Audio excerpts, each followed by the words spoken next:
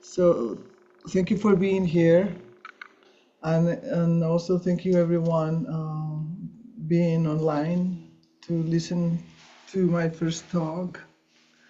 And I have chosen the theme of the Diamond Sutra, and I was very happy to realize that the full name of the sutra is the Diamond Cutter of Ignorance or Delusions, the Diamond Cutter of Delusions. And that this sutra is attributed to Nagarjuna, who we talked briefly during the retreat.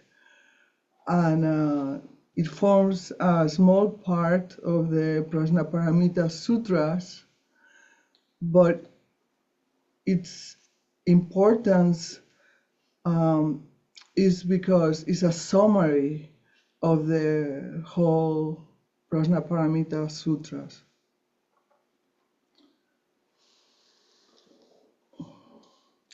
There was in the newsletter a PDF with the extracts from the sutra that we are going to consider today. And if you had time to read it, it's great. If you had time to print it and study it, it's great. And if you don't, it's great too. I'll do my best to explain it to you this morning. I loved it. I have to say that I absolutely loved it. That I don't know, that I just trusted my intuition. What came to me was the Diamond Sutra, and I'm just so glad that I love it so much, and that it's also come from Nagarjuna, which is one of my Zen heroes of all times. In this sutra, usually the Buddha or his greatest disciple Subhuti, one of his most enlightened disciples, Subhuti, presents a question, and then there is kind of an argument developed around the question that the Buddha or Subhuti asked,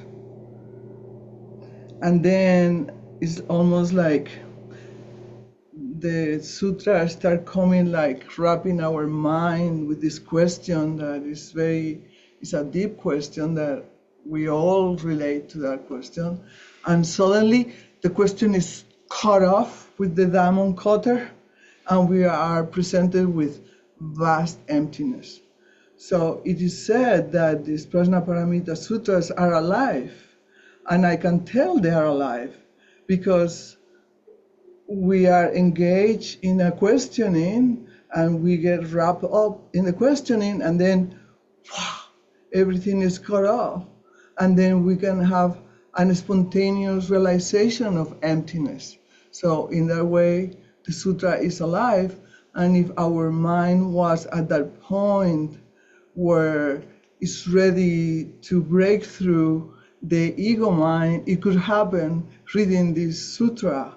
And if you have already broken through the ego mind, you can feel that expansion of mind reading the sutra.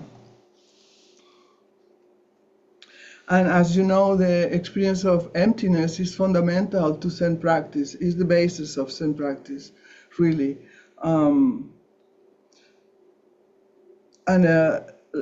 If you do koan practice, but you don't have to, but if you do, we have some koans called breakthrough koans, and the most traditional koans that we assign to people are usually koan mu or who am I.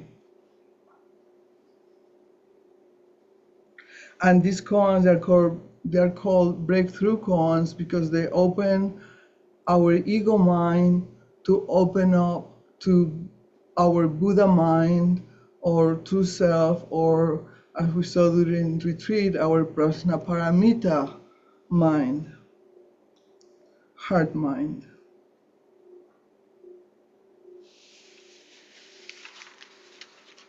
But also, as Tetsudo Sensei pointed out during one of our previous meetings, koan practice is not the only practice that we can do during when you practice at Gray Mountain Zen Center, you can also do the practice of Shikantasa, and he offer his generous guidance on Shikantasa. He offered to guide anybody that is interested in the practice of Shikantasa. So please take that offer.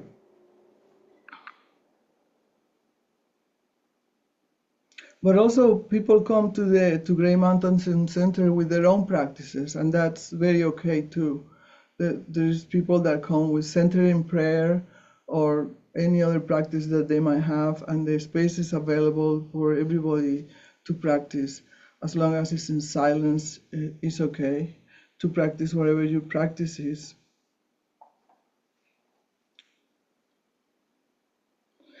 So as I was saying, the most used koans that we assign to people are the koan mu or the koan who am I. And eventually, after working with a koan like those, our mind opens up to a bigger expanse, and it's like,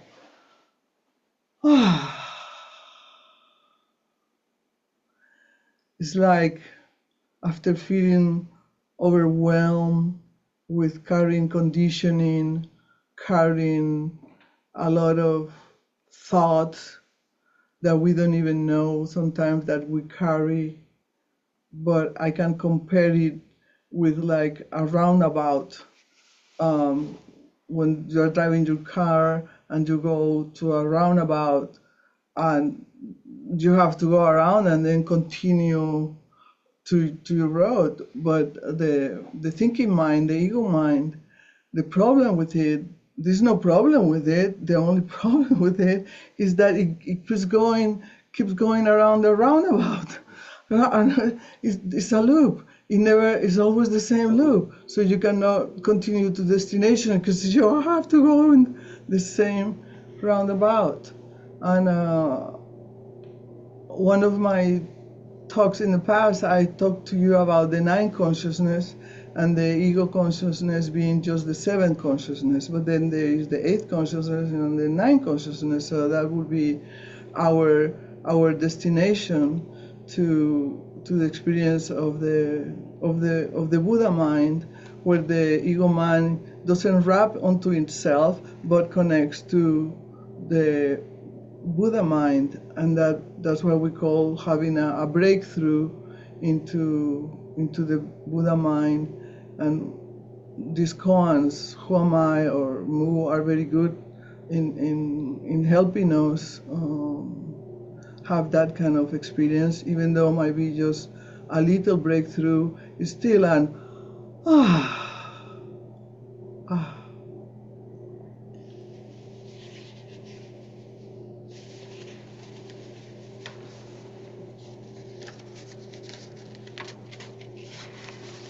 Then coming to section 2 of the Diamond Sutra that we sent in the newsletter, is Subhuti who speaks first. And let me just go here. He says, you can have that breakthrough just with this Diamond Sutra. It's unbelievable. Subhuti says, well, Honor One, if good men and good women seek the consummation of incomparable enlightenment, and that's Anuttara Samyak Sambodhi. You are familiar with that term because we use it in our chanting service. Well, Honor One, if good men and good women seek Anuttara Samyak Sambodhi, by what criteria should they abide, and how should they control their thoughts? In other words, it's saying if good men and good women are looking after the highest perfect wisdom, what should they do to help quieten their minds and help subdue their craving thoughts? So that would be something like we can all want that for ourselves, or we can question that That would be a question that we could all have. And then in the next few lines of that section, what Buddha is saying, okay, pay attention, I'm gonna tell you. But he doesn't tell him until the next section. And then the Buddha tells Subhuti, all the Bodhisattva heroes, and I love how he calls Bodhisattva heroes and heroines. We are all Bodhisattva heroes and heroines. So all Bodhisattva heroes and heroines should discipline their thoughts as follows. All living creatures of whatever class, born from eggs, from wombs, from moisture, or by transformation, whether with form or without form, whether they are in a state of thinking or except from thought necessity. I love how he says thought necessity, because sometimes we think we could have a necessity, and we can train that necessity. And in retreat is great that we can just let go of that necessity, transcend that necessity, or wholly beyond all thought realms. All these are caused by me to attain unbounded liberation, nirvana. So, in other words, all these creatures, whatever class, whether they are aware or unaware, whether not aware or not unaware, are caused by me to attain the final cycle of life and death. That's nirvana, the end of suffering, the final cycle of life and death. But then in the second part, that's when this opening happens. And he says, the Buddha continues saying, yet when vast, uncountable, immeasurable numbers of beings have thus been liberated, verily, no being has been liberated. Why is this, Subhuti? It is because no bodhisattva who is a real bodhisattva cherishes the idea of an ego entity, a personality, a being, or a separate individuality. That's what I was telling you. It's just like cuts everything off. And it's like, again, it's like, yeah, wow, what a liberation. And in section 4,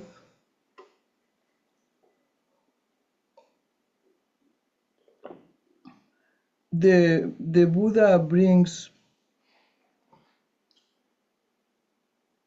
the practice of charity, which another name for charity is generosity, the paramita of generosity. And the Buddha said that that paramita should be practiced without any attachment to anything. We should not be attached to what benefit our generosity is going to have, and especially not expecting any particular favors for our generosity. It's generosity of the heart, and it's very related to compassion. And then the Buddha says, when you practice the paramita of generosity like that, the merit that we receive from practicing generosity like that is as much as unending space. It's as big as space, which is, there is no end to it. So there is no end to the merit of practicing generosity like that without any conception of attachment to any way.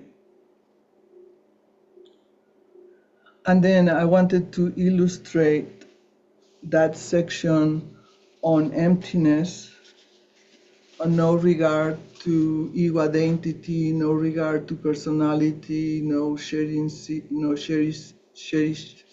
cherishing uh, individuality or ego identity, and the koan about and the paramita of generosity with the first koan on the Blue Cliff record, which is about Bodhidharma.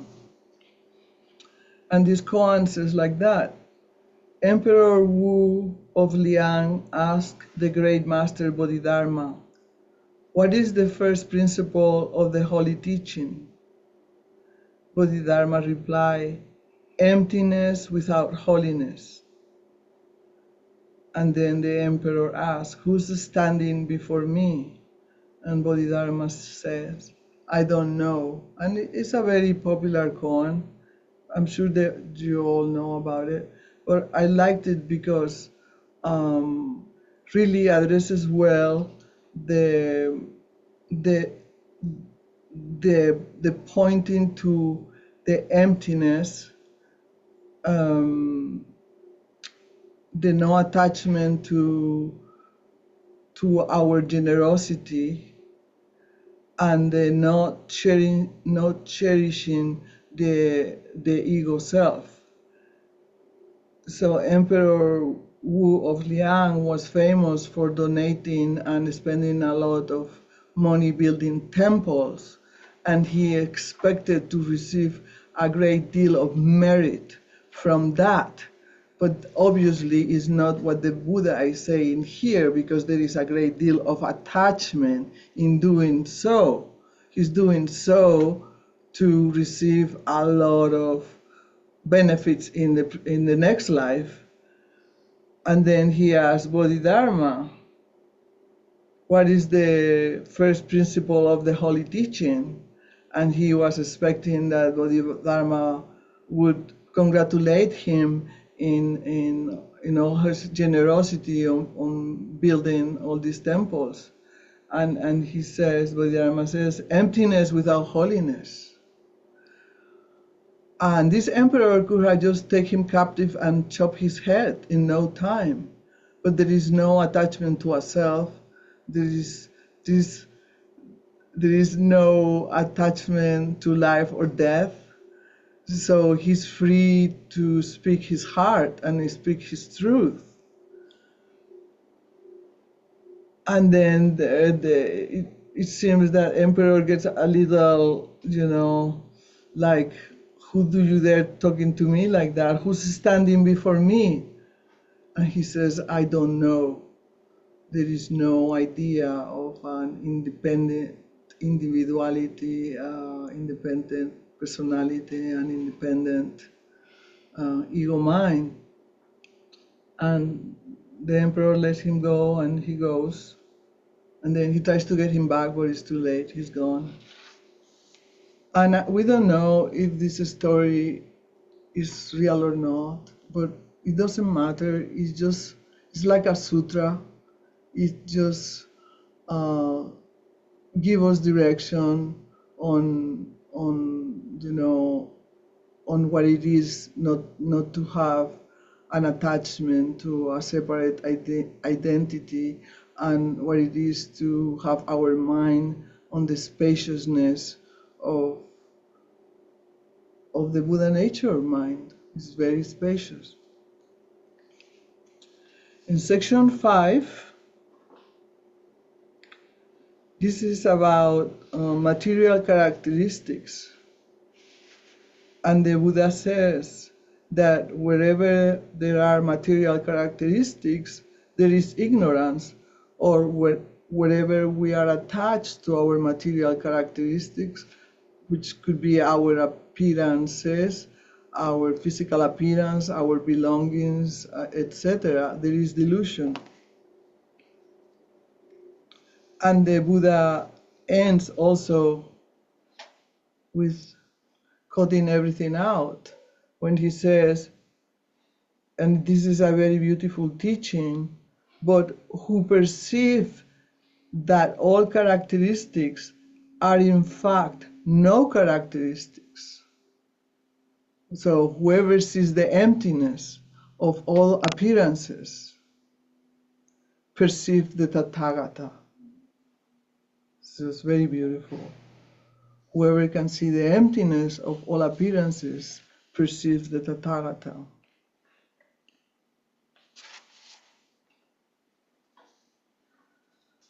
And in section 6, Subhuti says, and this is the last section for today, there will be men who will truly believe after coming to hear these teachings, right?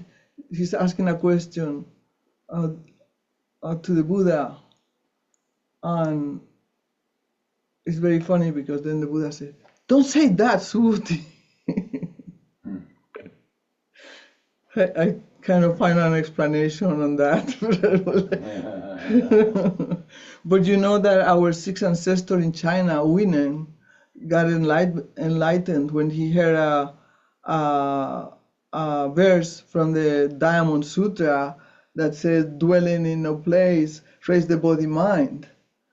And this illiterate man without any previous training realized that mind that dwells no place, and it's very similar, at least the experience. This experience when Dogen said, "Drop body and mind, drop body and mind," is the same experience of emptiness when you follow that guidance.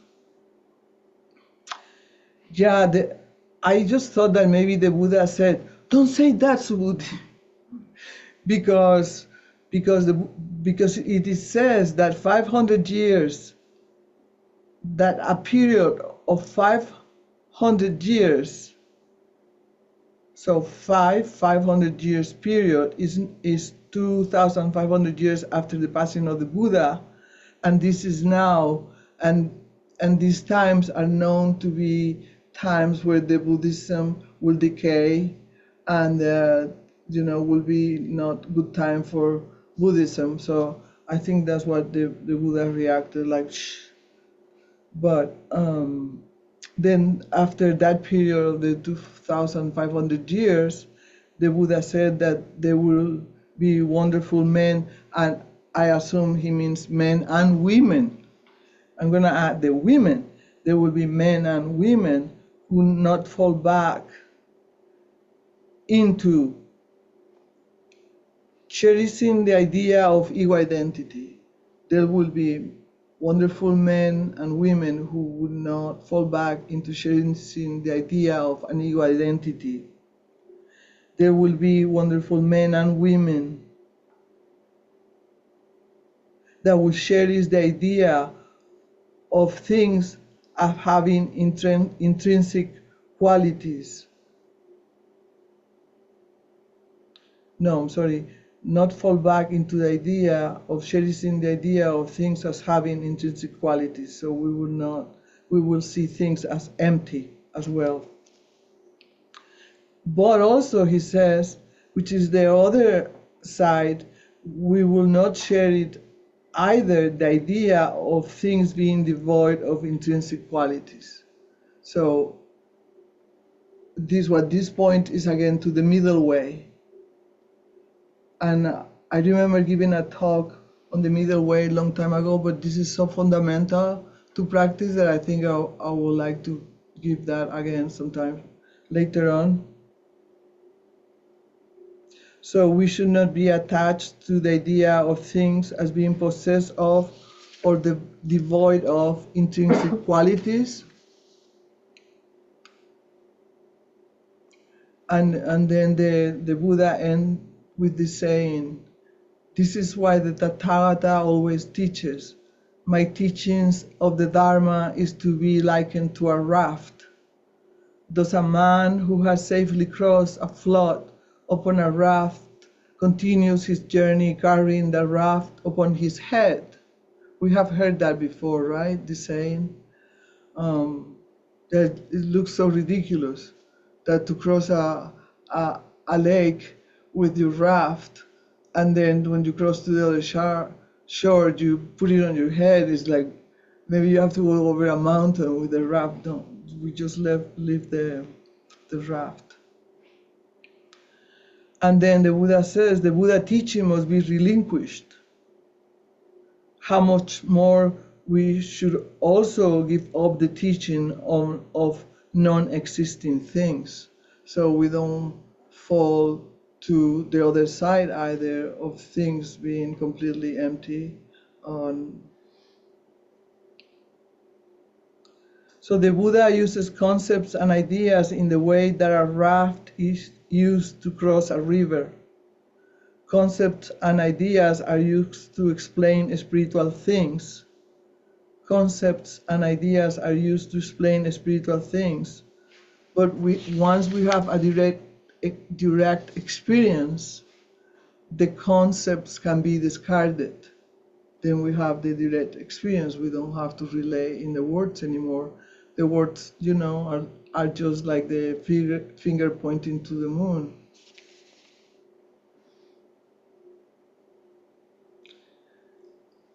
Concepts can be discarded, and even more concepts of non-existing things.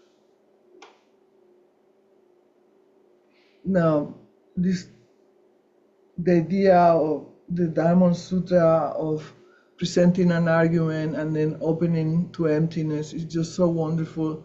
It reminded me when Roshi and I used to love to go to the springs of Creston or Buena Vista or Mount Princeton, and we would take the highway 285 south, and we have to go over a mountain road, conifer, Bailey. A very forested area with winding roads, and then suddenly you go down a big hill and everything opens up, and there is a huge expanse with nothing, and you can feel it in the mind. Do you guys have feeling in the mind? Your mind goes like, wow. I was always looking to that experience to have, wow. Well, that's like emptiness. That's like an experience of emptiness when we're going to that. I think it's called the South Park Valley. That's very similar to the experience of emptiness. So there is no reason to fear emptiness. It's just like, feels so good. So that's the end of my talk for today. Hope you had liked it. I definitely enjoyed preparing it. And I'm so lucky that I love the Diamond Sutra so much, because I have no idea what I was getting into when I thought, like, let's do the Diamond Sutra.